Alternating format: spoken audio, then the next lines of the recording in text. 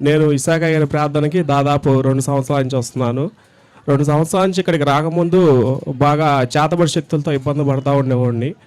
చాలా ఇబ్బంది, ఏ పనికి వెళ్ళినా ఏది కాదు, ₹1 పని వచ్చేది కాదు, అన్ని అవమానాలు, చేసిన పనికి ప్రతిఫలం ఉండేది కాదు, చాలా ఇబ్బంది పడుతూ ఉండేవాడిని.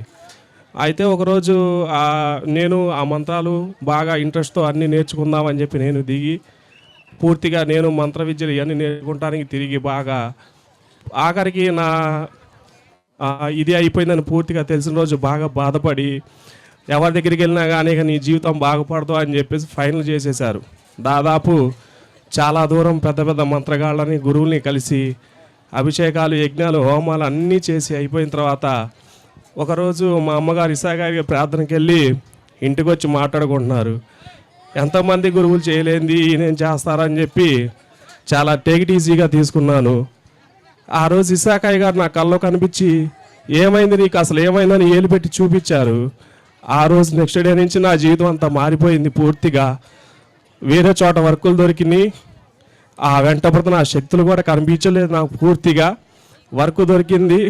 ఈరోజు నా దగ్గర 15 మంది పనిచేస్తున్నారు.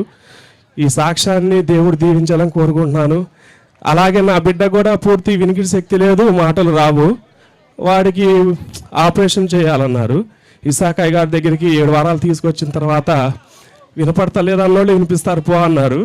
100% వినిపించింది, వినిపిస్తుంది ఇప్పుడు వాడు పూర్తిగా విని తిరిగి మాటలు చెప్పగలుగుతున్నాడు.